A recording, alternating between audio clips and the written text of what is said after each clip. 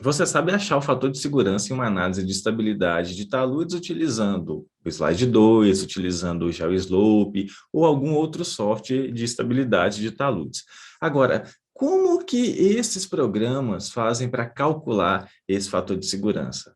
Isso tudo a gente discute muito aqui no canal e nas nossas redes. É preciso que você entenda, primeiramente, a teoria, que você domine muito bem a teoria, para saber o que o software está te trazendo de resultado. E nesse vídeo, eu vou te mostrar como calcular o fator de segurança utilizando um método simples ou simplificado, que é o método Diffie-Hellenius. E aí a gente vai ver para quais tipos de análises o método Diffie-Hellenius serve e quais ele não serve.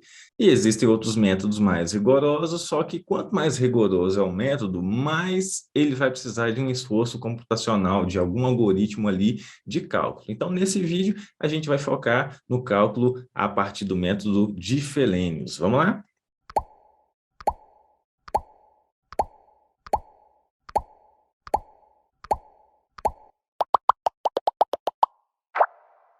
Bom, primeiramente você precisa saber que o método de Fellenius é um dos métodos das fatias, ou seja, a partir de uma abordagem de equilíbrio limite, nós vamos trabalhar com um somatório de forças ou momentos resistentes, comparando-os com forças ou momentos atuantes, ok? E isso vem lá da definição de fator de segurança, força, momento ou tensões resistentes, né? Com a própria resistência ao cisalhamento do solo, sobre ou em relação forças, momentos ou tensões atuantes, a partir do peso de uma fatia, e isso aí vai envolver saturação do maciço, nível d'água e assim por diante. Então, o método de Fellenius, ele vai admitir, tá? Isso é uma simplificação do método, também chamado de método sueco, que não há influência de uma fatia sobre a outra. Então, como é que a gente faz esse cálculo de fator de segurança? Utilizando o método das fatias, você vai, a princípio, estimar uma superfície de ruptura, e isso manualmente a gente pode fazer até com um compasso, e vai dividir essa fatia ou essa superfície de ruptura em várias fatias ou lamelas. Clíndia, quantas fatias? Você escolhe. Quanto mais fatias você tiver, mais preciso vai ficar o seu cálculo. Quanto menos, menos preciso. Ok? Então, o que acontece é, em relação a, as interações de uma fatia sobre a outra, nós temos forças. Você vai ter empuxo de uma fatia sobre a outra, você vai ter uma força tangencial, certo? De atrito, você vai ter forças na base dessa fatia que vão tender ao equilíbrio, como uma força normal, uma poropressão e assim por diante. Você vai ter o peso dessa fatia. O método de Fellenius, ele desconsidera essas forças interlamelares. Então, o atrito, né, ou força tangencial de uma fatia a outra, e também o empuxo. Beleza?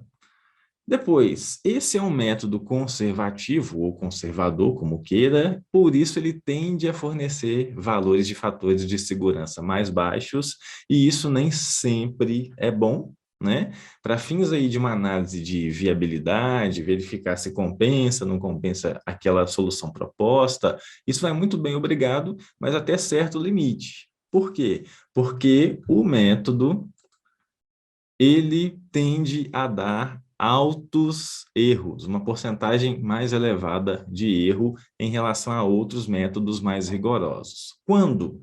Quando você tem aqui, ó, círculos muito profundos, quando os valores de poropressão são elevados, então, nessas condições, você vai ter valores aí pouco confiáveis, beleza?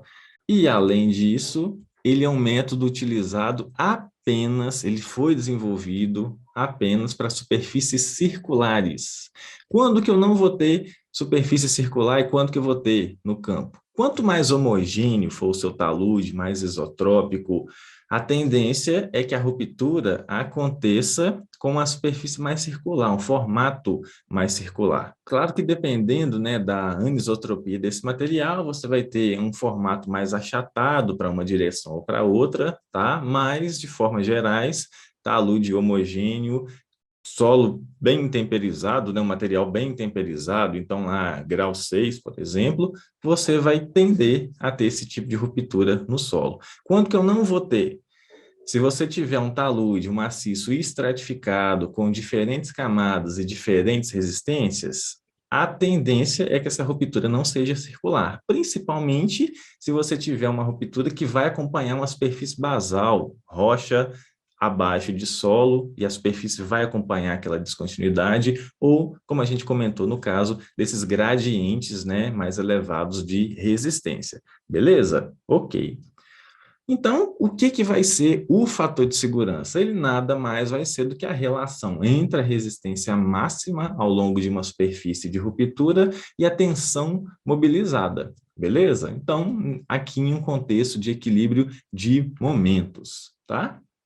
Bom, eu vou te mostrar, antes da gente fazer um cálculo manual, como que é importante se atentar para a utilização de um método correto e uma superfície correta. Se lá no campo a tendência é que aconteça uma superfície não circular, se você utilizar uma superfície circular, isso vai te dar um erro que esperamos que você saiba interpretar e verificar aquilo ali, beleza? Então, vamos lá, ó. Já falamos, método de Fehlens é utilizado para a superfície circular. Ele foi desenvolvido para isso. É um método mais simplificado que foi desenvolvido para isso. E para a superfície não circular, você vai ter que utilizar outros métodos mais rigorosos. Spencer, Morgenstern Price, Kopf-Diniz e assim por diante. Então, vamos lá para o slide, que eu quero te mostrar isso aqui rapidinho. Olha só, você está vendo um talude com 3 camadas de solos diferentes, tá? E eu rodei a estabilidade desse talude e ele me deu o seguinte resultado. Uma ruptura global, né, pegando toda a extensão aqui, ó, desde a crista até a base do talude, com um fator de segurança de 1,786. Isso aqui para o método de Morgenstern Price. 1,79, né? Depois, método de Spencer, deu 1,82, então está relativamente próximo do método de Morgenstern Price. Agora, quando a gente pede um método de Fehlenius, olha só, deu uma superfície aqui que não tem nada a ver com uma superfície de ruptura, né? Ó, esse formato aqui não vai existir na prática. E um fator de segurança de 0,38, totalmente discrepante. Enquanto a sua análise está te dando um resultado estável, acima aí de valor mínimo de norma para Morgenstern Price e Spencer, Fehlenius está dando um valor que não condiz com essa realidade. Beleza? Mas por quê disso? Porque aqui nas configurações do software, eu solicitei uma análise com superfície não circular. E Fehlenius não deve, né, ser utilizado para superfície não circular. E se por acaso agora a gente vier aqui, ó, e marcar circular e rodar isso aqui de novo? Vamos ver o que vai acontecer?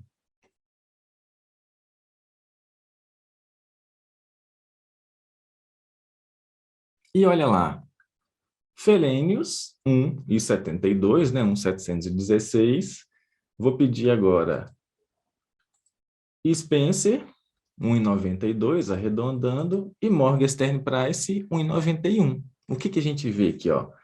Tá condizente agora, você está vendo uma superfície circular, nós pedimos isso, né?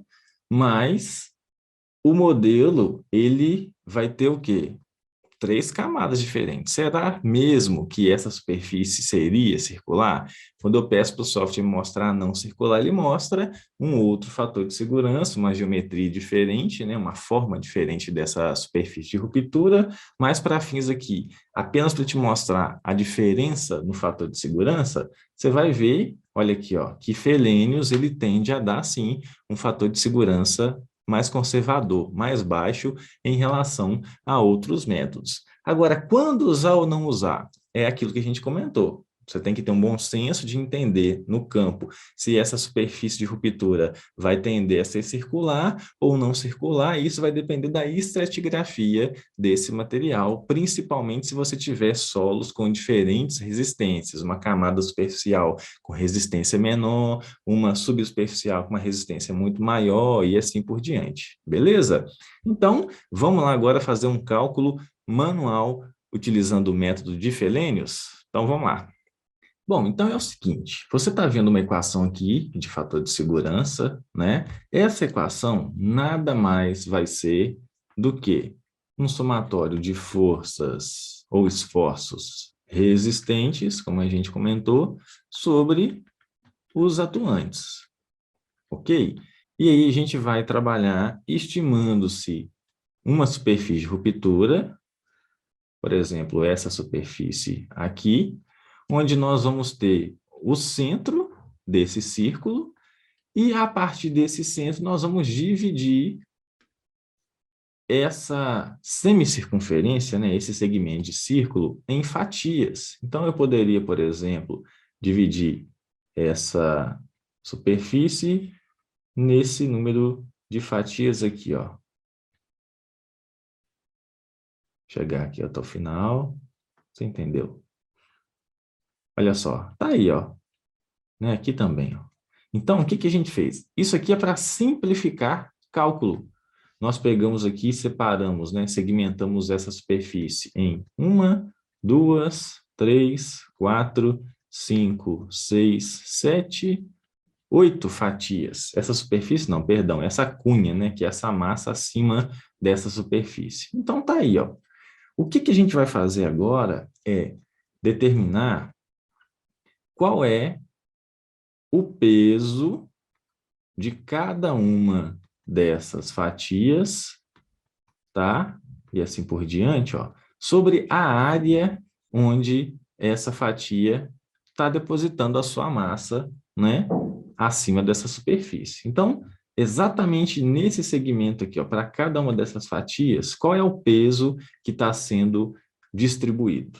Por quê? Porque peso sobre essa área vai nos dar uma tensão atuante que é função desse peso. Então, no final das contas, o que que a gente vai fazer? Eu preciso calcular a resistência ao cisalhamento desse material e essas tensões atuantes. No caso do método de Fehlens, nós podemos fazer isso na forma aqui de forças, beleza? Nós estamos fazendo uma transformação para o cálculo aqui de forças resistentes e forças atuantes. Então, você vai reparar, ó, que aqui nós temos um valor de C', representando a coesão efetiva, nós temos aqui o peso, nós temos aqui a poropressão, tangente do ângulo de atrito efetivo, e aqui embaixo, de novo, nós temos esse peso. O que isso aqui representa?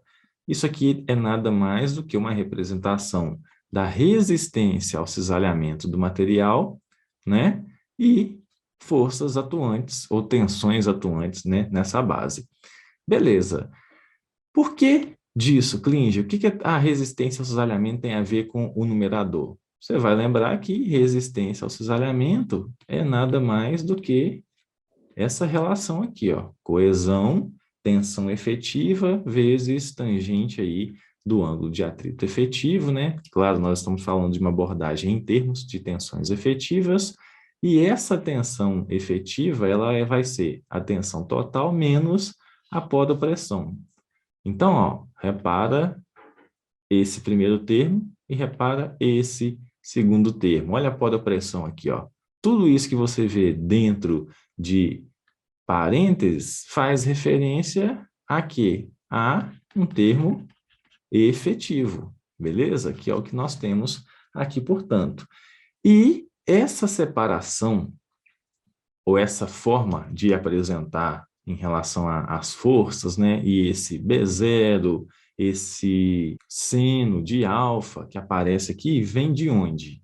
Vamos lá. Nós vamos pegar o centro desse círculo e vamos até os centróides de cada uma dessas figuras. Ó, vou chegar nos centróides de cada uma delas. Isso vai ser importante para nós, para acharmos esse ângulo alfa. Você já vai entender o porquê dele. Ó, isso vai ser feito para cada uma dessas fatias, ó, até essa 8 aqui embaixo. Isso vai nos dar o ângulo alfa. De que forma, Klinger? Nós vamos descer uma vertical pelo centroide de cada fatia, beleza? Olha aqui, ó. Uma vertical por cada um.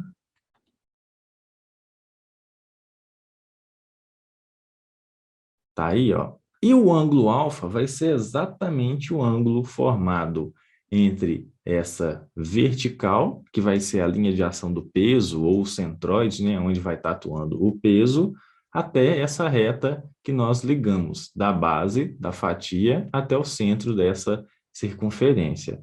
Então, aqui vai ser alfa 2, aqui vai ser alfa 3, alfa 4, alfa 5, alfa 6. Observa que alfa 7 e alfa 8 já vão ter valores negativos, porque eles já estão à esquerda do nosso centro aqui da circunferência. Beleza, agora o que está faltando aqui? Ó? Quem vai ser B0? Esse B0 que você vê na equação, ele nada mais é do que um comprimento da base da fatia, ou largura, como queira, né? Vamos chamar de comprimento mesmo, tá? Ó, então, essa extensão aqui, ó, é o B0 da fatia 4, essa extensão aqui é o B0 da fatia 5, e assim por diante, beleza? É simplesmente você pegar aí as extremidades, né, ou as laterais de cada fatia e calcular ou medir, né, essa distância. Por que disso? Porque esse B0 vai nos possibilitar determinar qual é a área de atuação, né, dessa força, em qual região o peso de cada fatia está distribuindo esses esforços. E além desse B0, nós vamos precisar também de uma altura média de cada fatia e da espessura ou largura de cada fatia. Essa espessura nós vamos chamar de B, então é simplesmente você vir aqui em cada uma dessas fatias e medir esse B, tá certo? Para cada uma delas, enquanto essa altura vai ser a altura média. Então é justamente aí você medir quanto vale, né, essa altura aqui no meio de cada uma dessas fatias. Ah, mas e para essas figuras aqui, ó, a fatia 1 e a fatia 8, que são mais um triângulo do que um aproximado aí retângulo? Você pode tomar o maior comprimento, né, um comprimento médio aqui, ó, uma extensão média, porque o que a gente vai fazer é, no final das contas, estimar aqui um valor que nos dê a área de cada fatia dessas. Beleza? Tendo a área e tendo o peso específico do material, a gente calcula esse peso da fatia. Então, vamos lá, que a gente vai melhorar isso aqui. Eu trouxe aqui mais um exemplo, é uma encosta. Nós pegamos aqui um outro ponto aleatório para traçarmos aqui uma superfície de ruptura e, a partir dessa superfície, determinar o fator de segurança. O que um software vai fazer para te dar aquele mínimo fator de segurança? É traçar isso aqui N vezes. Pode ser 100 vezes, 10.000, 200.000 vezes, até ele achar o menor fator de segurança. Ok? Então, vamos lá. Ó. O que a gente fez aqui? Nós pegamos aí o centro, né? Como se você colocasse aqui o compasso com a ponta seca nesse ponto O, abrisse esse compasso até tocar na crista do talude, beleza? E aí a gente fosse rodando esse compasso aqui, ó, olha só, até algum ponto aqui na base. E aqui foi o nosso exemplo. E aí a gente divide essa cunha em quantas fatias nós acharmos necessário. Nesse exemplo aqui, nós dividimos em 9. Então, estão elas aqui, ó. Aqui tem uma primeira, vou desenhar de vermelho, né? Aqui vai ter uma primeira fatia 1. Aqui vai ser a minha fatia 2. E assim por diante, ó. Fatia 3, 4, 5, 6, 7, 8 e 9, né? Bom, ok. Essas fatias vão ser sempre verticais para o método de Felênios. Vai existir outros métodos mais rigorosos que te permitem trabalhar com superfícies ou fatias inclinadas, né, melhor dizendo, mas esse é assunto para um outro vídeo. O método de Felênios vai trabalhar com essas fatias verticais. Beleza. Então, lembra o que a gente vai precisar? Ó? Deixa eu te mostrar uma tabelinha que você pode montar para calcular esse fator de segurança de uma forma mais fácil. Então, nós vamos precisar desse B0, vamos precisar do peso, vamos precisar de alfa. No nosso caso aqui, ó, desse talude, não tem poropressão, beleza? Então, essa poropressão aqui vai ser zero. Vamos precisar, portanto, achar esse peso. E aí é o seguinte, como que nós fazemos para calcular o peso de cada uma dessas fatias? Eu sei que peso específico é igual a peso sobre volume. Vamos fazer o seguinte, colocar esse peso aqui na forma de W, né? É um peso sobre volume. Então, o peso vai ser, no final das contas, o peso específico vezes o volume. Quem vai ser esse volume? O volume vai ser a área, tá? Ó, a área aqui, ó, de cada uma dessas fatias, vezes 1. Por que vezes 1? Porque o cálculo de fator de segurança em um método aqui, ó, né, em uma abordagem 2D, em duas dimensões, vai ser nada mais do que essa área por metro linear. Então, perpendicular aí à sua tela, você vai ter um volume, né, ou um peso correspondente a 1 metro linear. Agora, e essa área? Como que a gente calcula essa área? Vai ser basicamente a largura de cada fatia vezes uma altura média. Essa altura média é o nosso H, que é basicamente essa linha tracejada aqui que você vê para cada fatia. Ela foi traçada no centro de gravidade da fatia, né? Então, aproximadamente aqui ao meio, que é onde vai estar atuando o peso de cada uma das fatias ou lamelas. Beleza? Então, quem vai ser esse peso? Ele vai ser o peso específico do material vezes a área, que é B, vezes H. Ok? Para esse caso aqui, né, galera? Para esse exemplo aqui de um talude homogêneo, você só tem uma camada. Se a gente tivesse uma outra camada de solo aqui, ó, a gente iria dividir essa cunha em outras fatias, ó. Então, aqui é uma fatia, aqui é outra, porque vão ser dois pesos específicos diferentes, né? Aqui é outra fatia, aqui é outra, e assim por diante. Beleza? Então, vamos lá, ó. Mais uma vez, deixa eu só representar para você aqui quem vai ser B e quem vai ser H. O B vai ser essa extensão, né? Vai ser aí a largura de cada uma dessas fatias, tá? Nós vamos calcular isso aqui para cada uma, né? Determinar isso aí, medir isso aí para cada uma, enquanto o H vai ser o valor aqui, né, dessa linha tracejada, a medida, melhor dizendo, dessa linha tracejada e, obviamente, isso para cada uma dessas fatias, ok? Então, vamos lá, ó.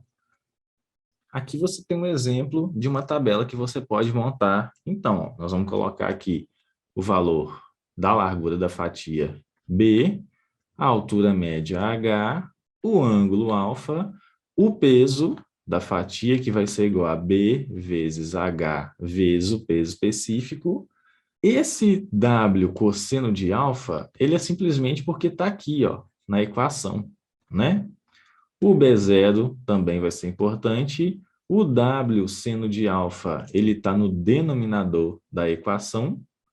Olha ele aqui, ó, no denominador. E aí, para facilitar, a gente pode chamar esse numerador da equação de RF, e ele vai ficar aqui na última coluna. Então, como que a gente vai calcular o nosso fator de segurança? Vai ser simplesmente a última coluna, RF, ou somatório dela, né, aqui embaixo, dividido pela segunda coluna, com o seu somatório, né? Então, sobre W seno de alfa. Ok? E isso vai ser feito para cada uma das lamelas ou fatias, e por fim a gente faz a relação desse somatório final. Então, vamos lá? Então, o que vai acontecer? Para você fazer isso aí à mão, a principal informação que você precisa ter é qual é a escala. Porque tudo que vai ser plotado aqui, tudo que vai ser passado de informação para você, vai ser feito em função de medidas. Então, tudo que eu vou medir aqui, ó, vai estar na escala 1/100, ou seja, 1 centímetro que eu medi com a régua vai representar 100 centímetros ou 1 metro lá no campo. Então, é muito importante que após aí o traçado do perfil topográfico, geológico, geotécnico, para fazer essa brincadeira, você precisa estar com uma escala definida. Ok? Então, lembra de que a gente vai precisar? Ó? Nós vamos precisar, geometricamente, né, de largura de cada fatia, altura média, de alfa, que é a inclinação em relação à base da fatia, em relação ao centro de gravidade, e vamos precisar aqui do B0, que é a extensão na base dessa fatia. Beleza? Então, vamos lá. Ó. Eu vou traçar aqui algumas retas, só para você entender como, né, que a gente deveria fazer esses cálculos. Vou colocar de cor diferente para facilitar. Então, vamos começar aqui com o azul. Primeiramente, B0. Ó, eu preciso calcular a área dessas fatias. Então, eu poderia pegar, por exemplo, uma base média, tá? De cada fatia aqui, ó. Isso seria para o caso dos triângulos, né? Que é a fatia 1 e a 9. Porque da fatia 2 a 8 você já tem uma espessura mais padrão. Ó, essa aqui seria a espessura B da figura 2, da fatia 2, 3, 4, 5, 6. Estou fazendo de novo, né? Já até fiz isso aqui com você, né? 7, 8 e 9. Tá? Isso aqui não tem muita regra, né? Onde pegar.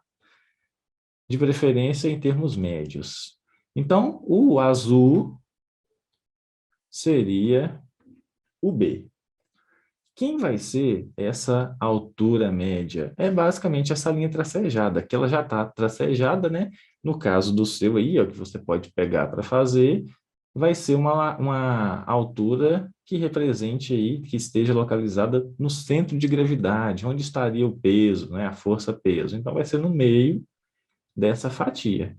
Olha lá, no meio de cada fatia. E aí você vai medir exatamente esse comprimento, tá? Ou essa altura. Olha aí, ó. Vai pegar a régua, ou se você estiver fazendo isso no AutoCAD, melhor ainda, né? Você mede isso facinho, só que você precisa saber qual é a escala que você está utilizando, tá?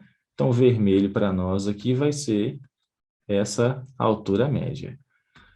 E, por fim, deixa eu pegar aqui um verde, nós vamos precisar de B0. Então, B0, você pode ligar as extremidades aí, né, os pontos aí da fatia, ó. Aqui eu vou ter B0 da fatia 1, B0 da fatia 2, B0 da fatia 3, da fatia 4, 5, e você vai medir esses comprimentos. 6, 7, 8 e 9. É simplesmente chegar com a régua e medir quanto que dá isso aí para cada fatia, ok? Bom, aí é o seguinte, não tem como eu medir isso aqui com você com uma régua, mas o que eu vou fazer é já passar os valores pensando aí em uma escala 1/100. Então, suponha comigo que o que eu passar de informação aqui, ó, para essa tabelinha, né, é o que eu medi na régua, tá? Eu tenho um PDF com essa encosta já impressa, com essa superfície de ruptura e essas fatias na escala 1/100. Se você quiser que eu deixe aqui para você baixar esse arquivo, coloca aqui nos comentários, eu quero o PDF que eu vou colocar aqui na descrição, beleza? Ok. Então, vamos lá, ó. Eu vou preencher com você esses valores de B, H e B0. Por enquanto, acredita em mim que vai dar esses valores, porque não tem como a gente medir isso aqui com uma régua. Vamos lá. Eu vou trazer todos esses valores aqui de uma vez.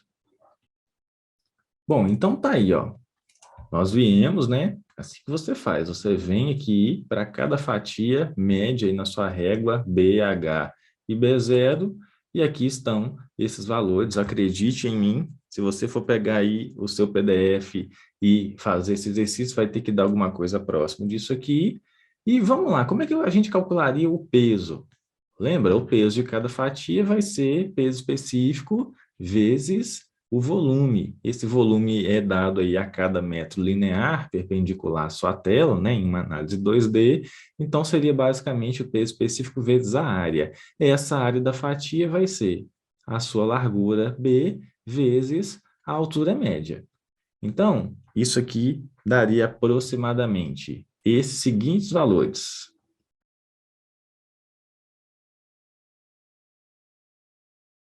Tá aí, ó. E agora? Como é que eu termino de preencher essa tabela? Vou precisar de alfa. Então, a gente vai voltar agora e determinar o valor do alfa. Lembra como é que a gente faz? Vou pegar uma outra cor aqui, ó. Deixa eu pegar um rosa aqui, ó, para ficar mais diferente do resto.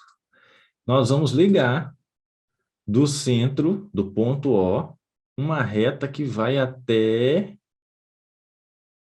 o centroide, né, na base dessa figura, que é onde você tem a linha vermelha, né, tocando a superfície de ruptura ou a nossa linha aí que nós medimos como a altura média. Então, vamos vir aqui para cada base da fatia. Muito cuidado para você não confundir, né? A gente tem que ir nessa altura média, não é nas laterais da fatia. Vamos descendo lá para cada uma delas, ó, mais uma vez.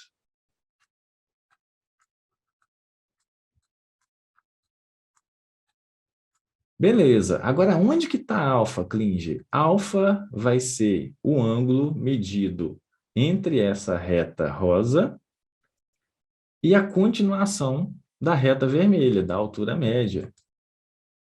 Ou seja, onde atua o peso de cada fatia. Então, eu só vou prolongar aqui, mais uma vez, essas retas vermelhas e nós vamos medir esse ângulo aqui.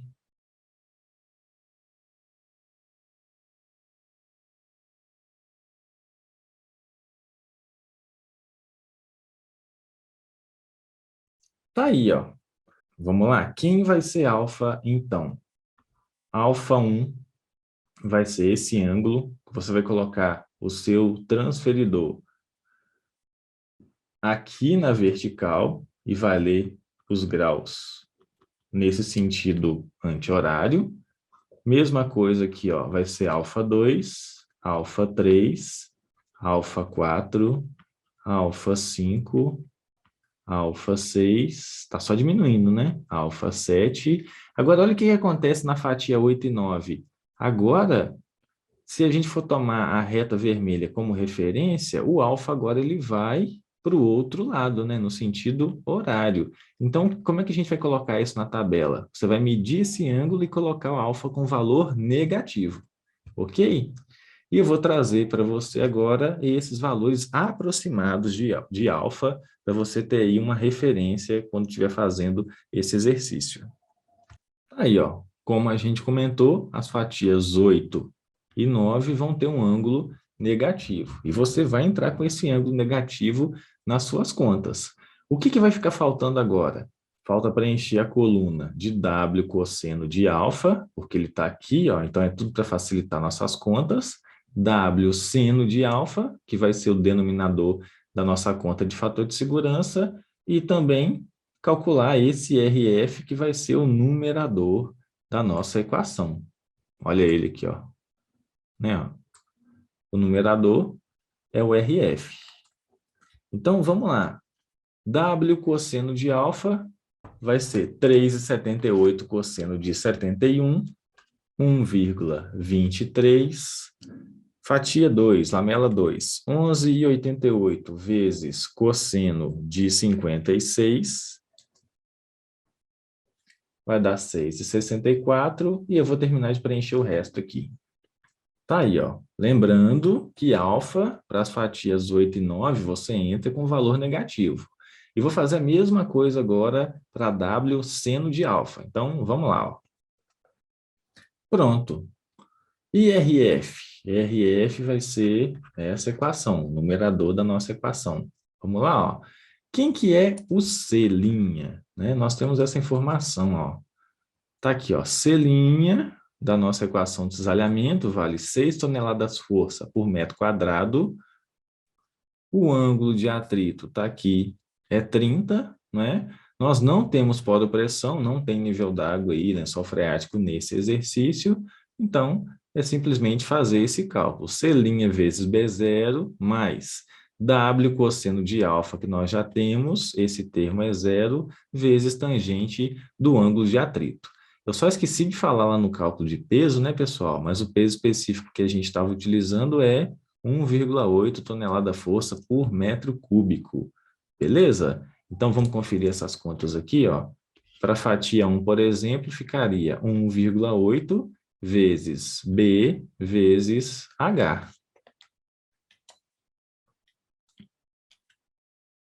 Olha aí, ó, essa conta dá aproximadamente 3,78. Esqueci de falar do peso específico lá atrás, perdão. Mas então, vamos lá, ó, eu vou colocar para você aqui esses valores de RF.